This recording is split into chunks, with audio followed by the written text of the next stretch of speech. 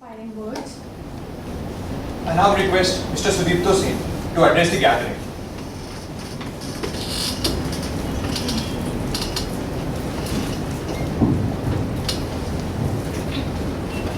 Professor Moni, my eminent fellow panelists, and my dear young friends. Thank you very much for giving me the honor to be here with you today, especially with all of you looking forward to this awesome event, as much as participation from some of the stalwarts from the industry who are going to come and share with you the real life scenarios in terms of how exactly that analytics is really being used in the marketplace. I, for one, I still remember when I was a young kid and when I had to learn maths and stats, I used to wonder, why exactly am I doing this? Where exactly is the application? Because that time I could relate physics to, let's say, the camera in the house or a car out there and so on. But then maths and stats was something which I was not really knowing the kind of exciting applications which could lead to. Other than probably looking at the accountant who would come to take care of my dad's accounting stuff. And that's the only place probably I saw usage of maths. And I used to wonder, why am I understanding or learning calculus? Why am I doing this? Why am I doing this? So good news today is that not only today, I would say I would like to compliment NIMS for imbibing analytics into their mainstay program and also doing events like this to invite practitioners to come in and share with you where analytics could be put to use so that you folks should feel excited about the choice that you have made to be a professional in this area. Take it from me, whether you are going to be making a career in A industry, B industry, in marketing, finance, manufacturing, or what have you, analytics is going to be really helping you to succeed and make yourself far, far more valuable to the organization than probably anybody else. Having said that, let me kind of take you through. So let me kind of take you through one interesting word which all of us are hearing today, the word called Internet of Things. If you look at the chart here, we are talking about close to 7 to 10 billion devices which are connected way back in 2013, and most of the industry pundits are talking about that the interconnected devices are going to be upwards of 30 billion by the year 2020. To me, I think the real numbers could be a lot bigger than what probably is getting predicted. And the reason I'm making that statement is because the trends which I see amongst various manufacturers and organizations where probably internet connectivity as well as doing business on the connected world is going to happen. On the right hand side, you could see a little chalk drawing, and there are many, many devices which are sitting out there. Obviously, first thing which comes to our mind is our smartphone. But what the hell little dog is doing out there? Well, even the dog, the collar of a dog will have connectivity going through the GPS to let you know no matter where you are at this moment, to know where your dog is and whether he has gone past the electronic fencing, which would prevent him to get out of your house while you are away, because his collar will start shaking with such vigor that the guy will not cross the boundary or the Lakshman Rekha.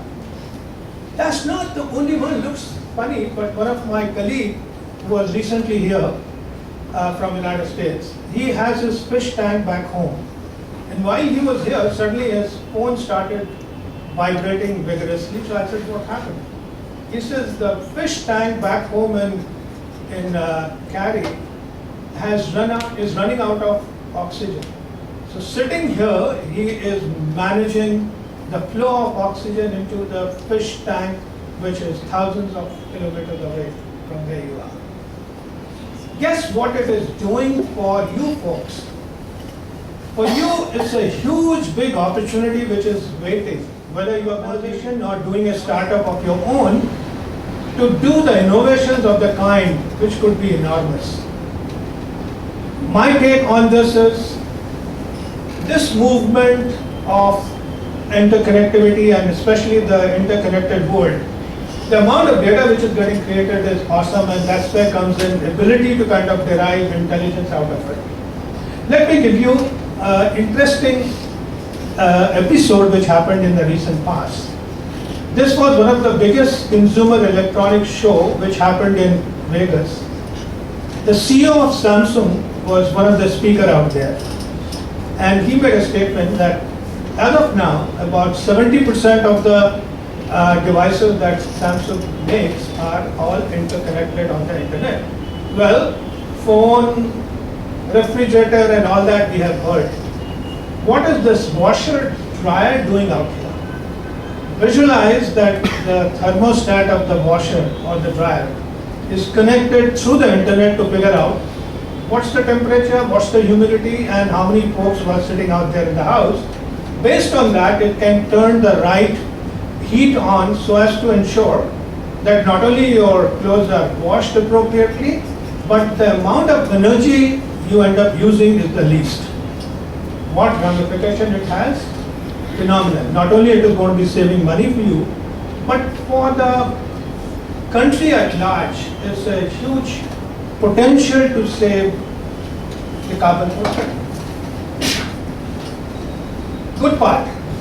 The challenging part, what if your neighbor doesn't like you?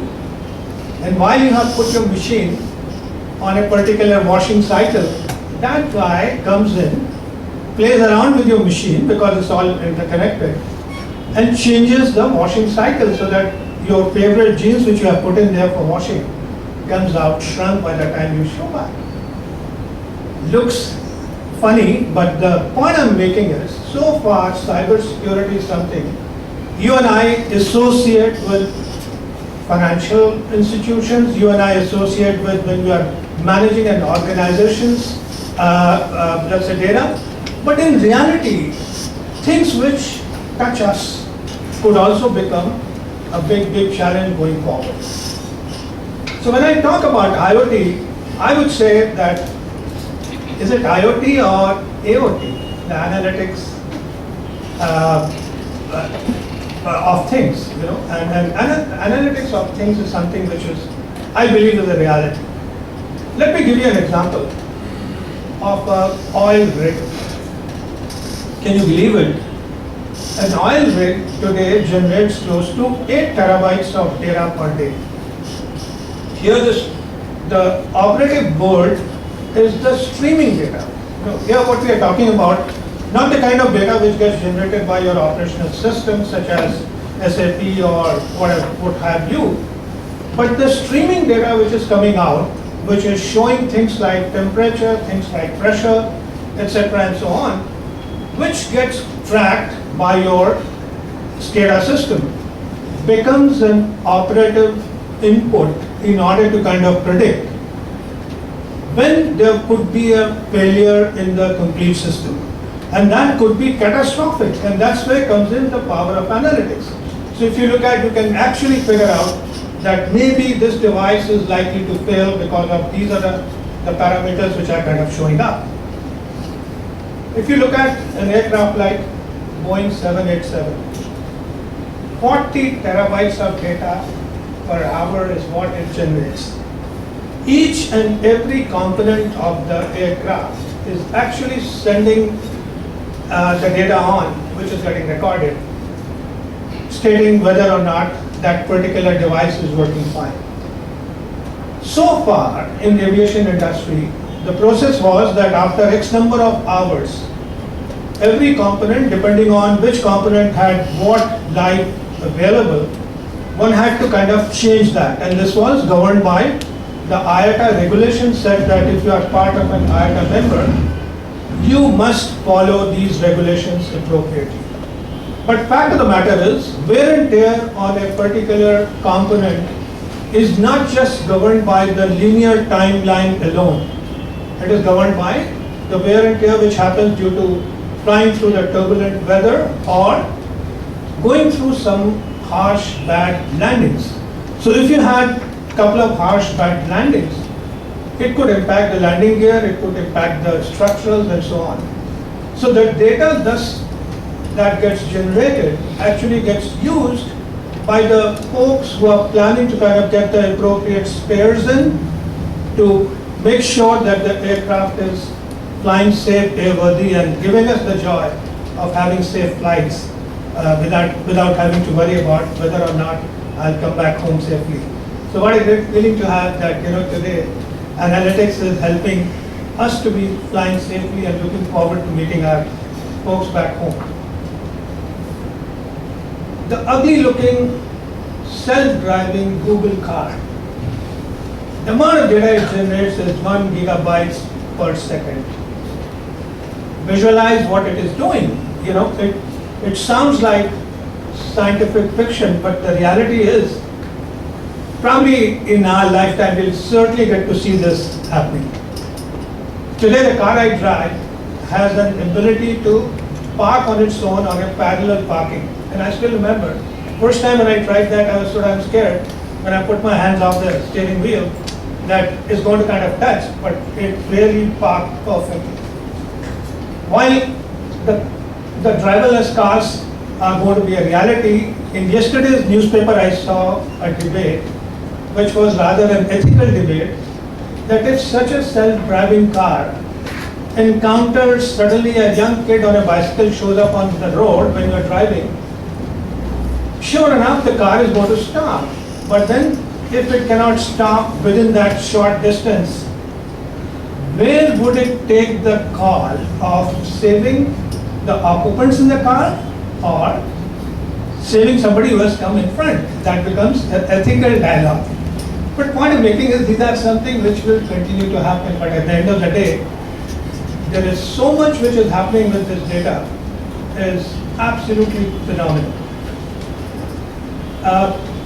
Professor Modi talked about that you had done a great job of looking at how analytics could be applied to the city of Bangalore and in various initiatives. This is actually a picture out of Wall Street Journal.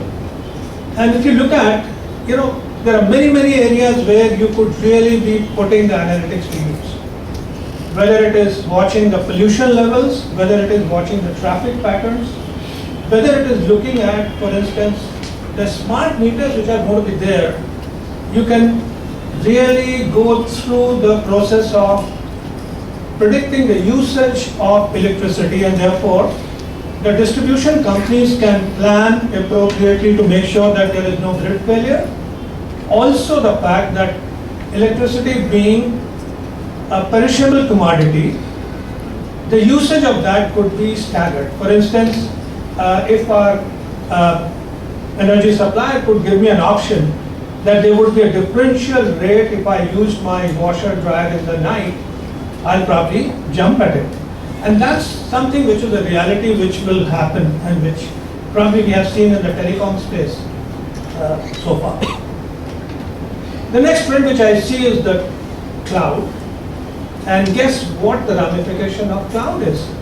For folks who are sitting out here who have starry eyes to go incubate an enterprise, you don't really have to worry about acquiring large infrastructure because on the cloud it's available, and therefore for you it becomes easy for thinking in terms of incubating a company and starting off without having to invest big dollars.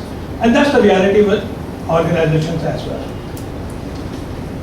Sure enough, smartphone is probably one of the most important piece in the analytics today, because users of analytics are no longer the big boys or girls who are sitting in the corner offices.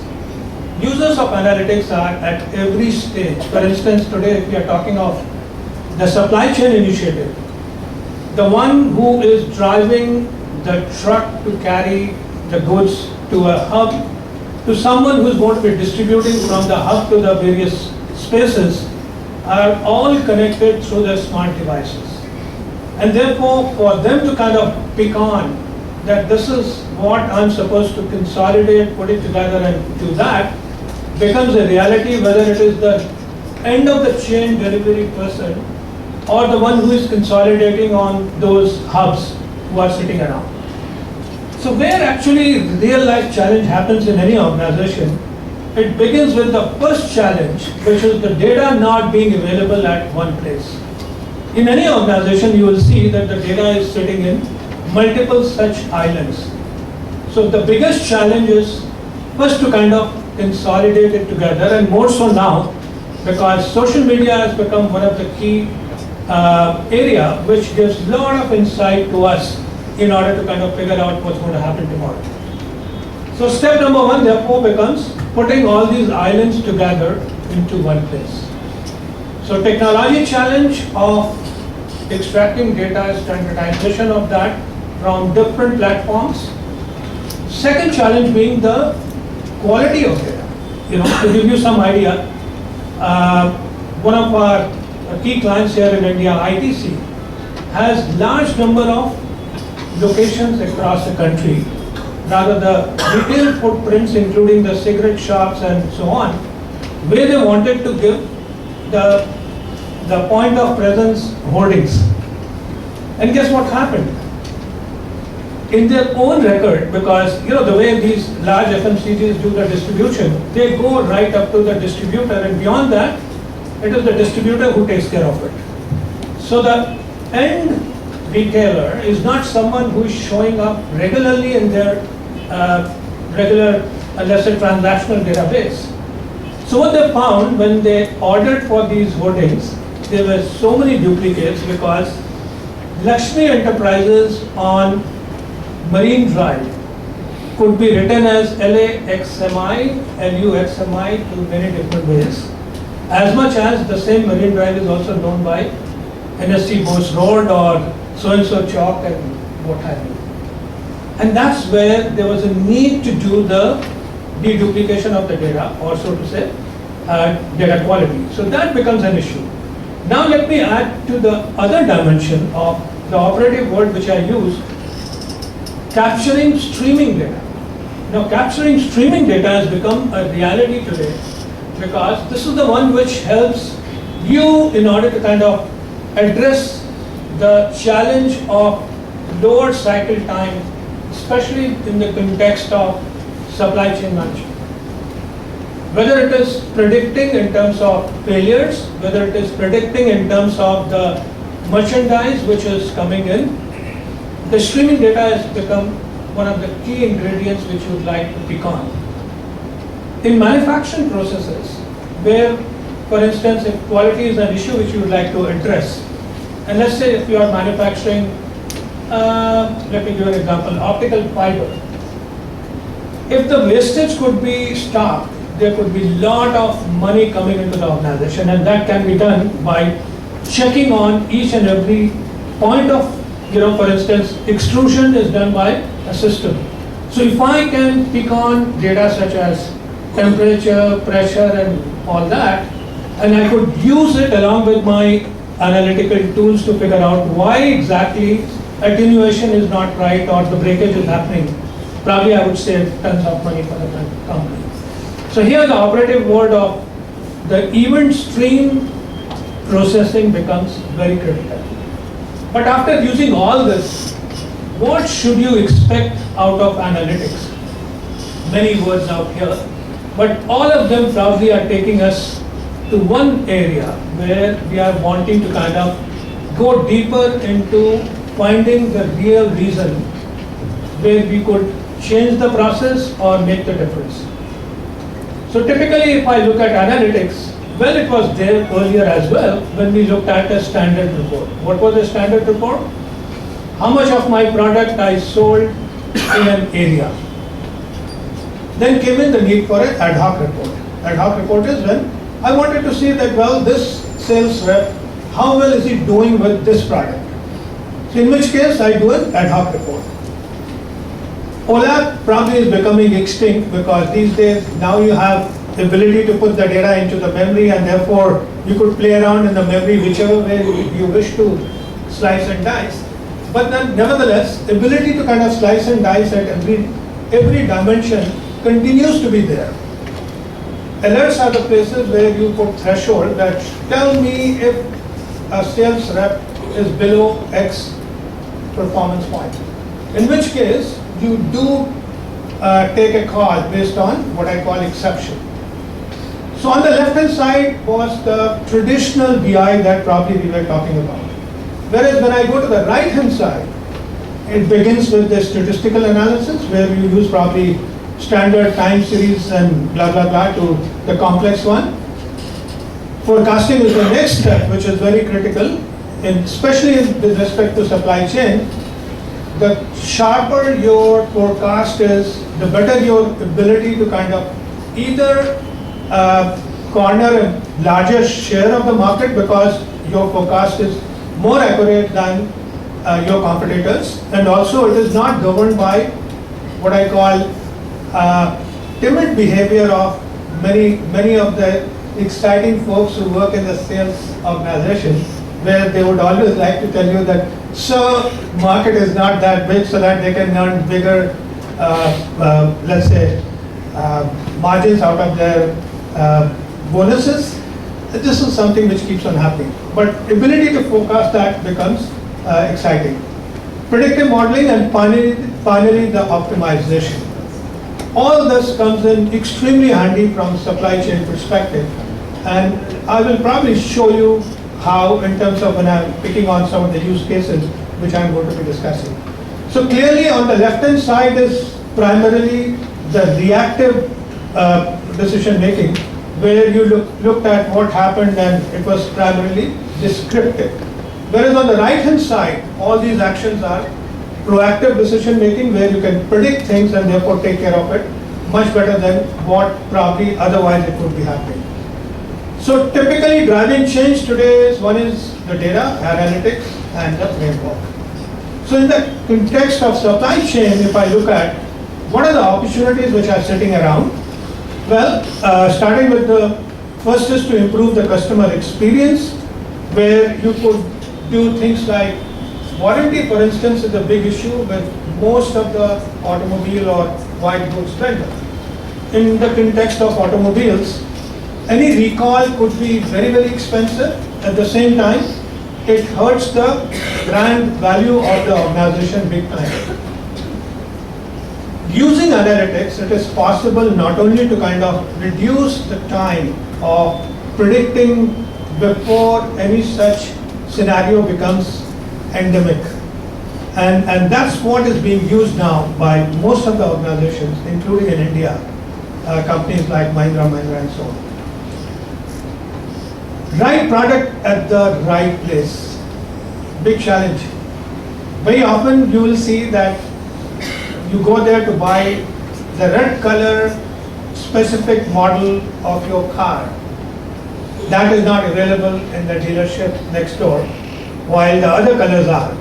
And those other colors with other variants could be a load on that dealer because there are no buyer for that. That's where ability to kind of forecast and plan your complete supply chain comes into play.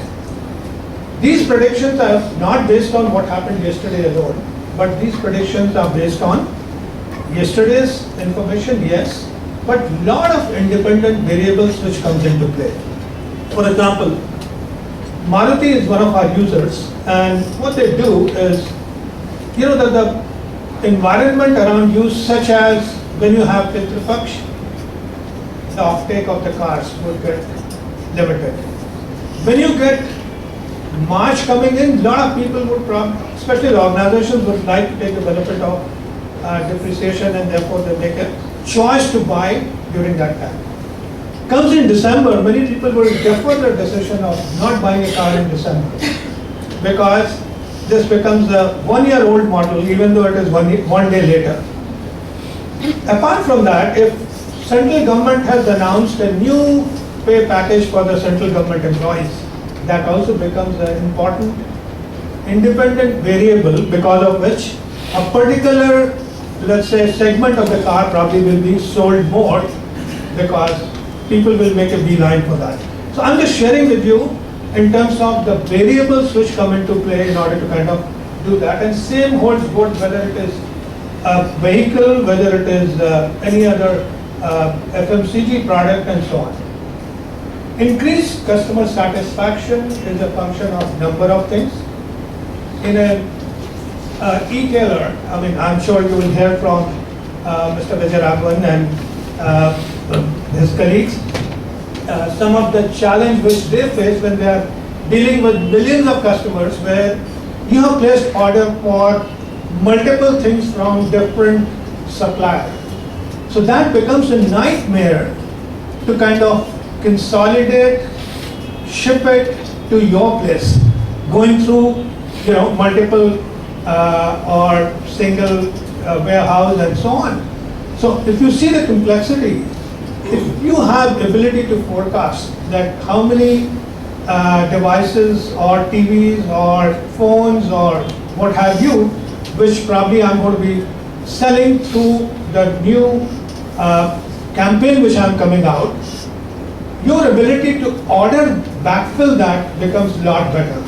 And that's where, analytics come into play. Then higher availability of the service and also the growing revenue streams as ones where probably it happens.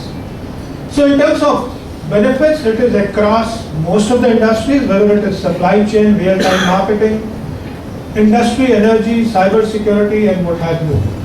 Let me give you some of the use cases from the supply chain perspective. One example which I'm talking about is shopper stop. Now, when you walk into a retail store, you wish to buy a shirt. Now, the choice you have made is of Arrow, or choice you have made is for Van Heusen or any other product. Visualize from the shopper stop perspective, if there are 10 brands they are keeping, and there are 5 sizes. In India on the shirt, fortunately we have only one size based on collar, but elsewhere in the world you can buy collar as well as the hand length. So it becomes 2-dimensional. So multiply that with 10 into 5 sizes, 50, multiplied by number of stores, put in the constraints in terms of how much of shelf space you have on each store, and then you have full shirt, half shirt, button-down shirt, and what have you. The whole matrix becomes very, very complex. And unless you consolidate and place one single order to Arrow or to Van Heusen, only then you will probably get the best price.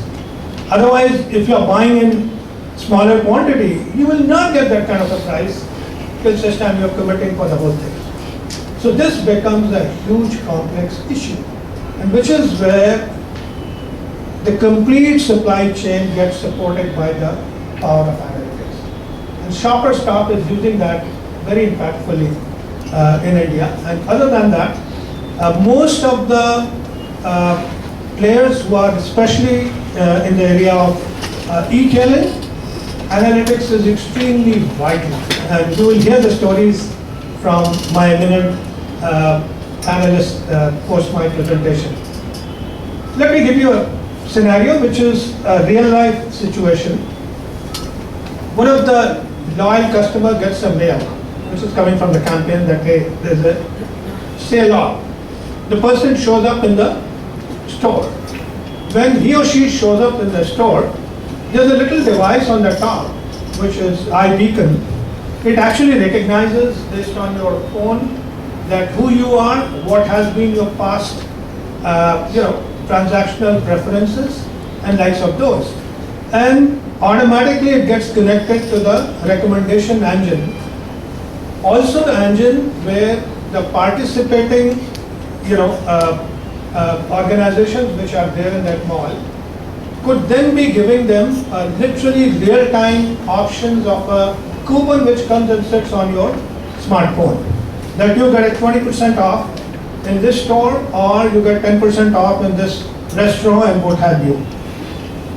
Guess what it is doing? It's actually supporting the complete ecosystem. Whether it is the telecom company, whether it is the credit card company, whether it is the bank, whether it is the participating outlet, all of them are benefiting, including the customer, because the customer need not go around searching for what he or she had planned to buy. BMW is another user of predictive analytics to figure out potential failures and therefore doing their backfill in terms of having the right spares available at the right time, so that the customer should not wait there to get their car fixed, and it could be done at the least possible time. Oil and gas is another area where any unplanned outage can be very expensive to the oil and gas industry. And here again, lot can be done by predicting the failures. For example, if there's a pump, the failure of a pump can be predicted because of watching the parameters which are sitting out there. Through SCADA system and through streaming data, that data comes to a place where it gets into the predictive analytical model, and model can predict that right now based on, let's say, the vibration as well as the output of that pump, I can predict that probably it's going to fail in 30 days time. By then you can make alternative arrangements, procure the part, get it fixed, and therefore avoid any catastrophic such outages which could happen. This is being used not only globally but even in India. Indian Oil Corporation is one of the users of predictive analytics in this part.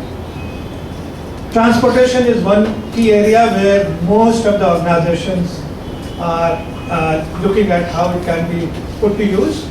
Whether it is a modern retailer, or if you look at an organization like a cement company, the biggest component of their expense item is transportation.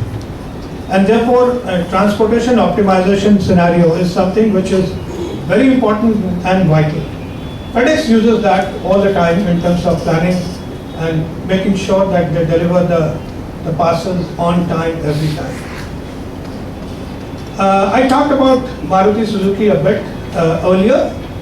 They also use it for on the marketing side, which I'm not getting into the details now, since today's focus is more on supply chain.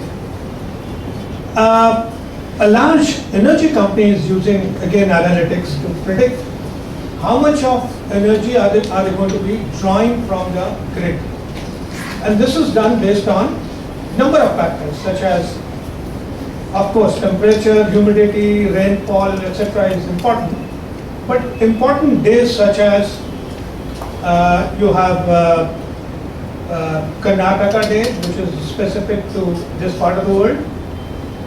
Ganesh Chaturthi, which is very vital in Maharashtra, and Durga Puja could be in Bengal, where suddenly the need for the electricity becomes substantially more than the normal scenario.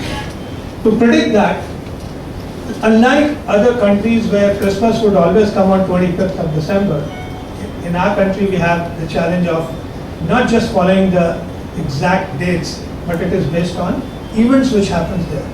So the models have to be appropriately tweaked to kind of put in those variables in order to forecast that. So these were some of the use cases. So obviously with the kind of time I have, I will not be able to go beyond this, and you will hear from others. So to sum up, all I would like to say is that definitely in this volatile world, hindsight is not always the best indicator of what's going to happen tomorrow. Very often, some people have asked me as a CEO, what are the 3 most difficult tasks you have faced? And I'll tell you honestly, the first task which I have always faced, no matter which company I was running, is to manage people. And I'm serious about it, and I'll give an example. Once I gave a promotion to a gentleman, short of kissing me on both my cheeks, the guy beaming with joy.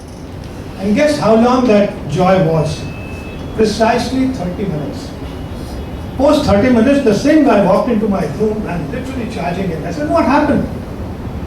That's when he got to know that his most hated person also got a promotion.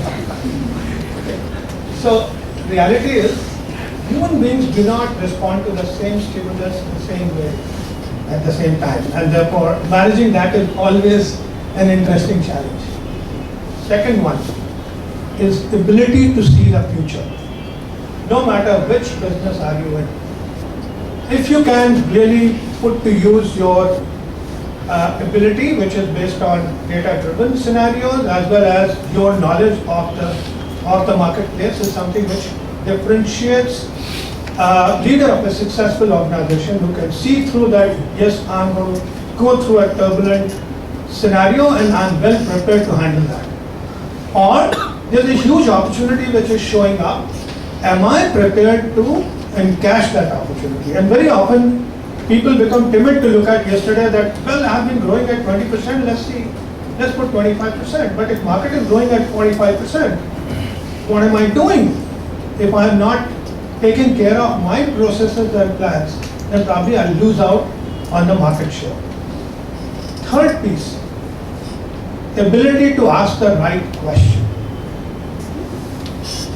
All of us get similar reports which comes in front of us. But if I do not know what is beneath that report, probably I will not be able to take the call. So when I put the thermometer, it gives me the temperature. I know that I have fever. But what medicine to give would be a function of how well I understand or diagnose what the real issue is. And that's where it comes in the ability that, if I'm predicting warranty failure is going to happen, but what's the root cause? Root cause is something which you'll have to drill down to figure out that here is a design failure because the pipe which is going into the braking system is touching something else, and because of movement, it's kind of bleeding and it leads to brake failure. So what I'm making is that's where comes in your ability to keep on drill down, ask that right question. So in terms of analytics, my belief is, I think in the whole chain, you have to look through what is that which you can bring to the table by way of predicting the future, and that is where you will add awesome value. So on that note, all I would like to say is that in today's scenario, one cannot be in business today with yesterday's methods and practices and be in business tomorrow. So I don't know who is the author of this wonderful thought, but that it's so apt that it's valid all the time, most of the time. Before I close, we are very proud of one fact, and I'm just showing you only one commercial slide, which is SAS has been adjudged by the best places to work, which is the Fortune list of best places to work. Year on year, we are sitting on either number 1 or number 2. This year, we got the number 2 position award, but yeah, really proud. Thank you very much for your patient hearing.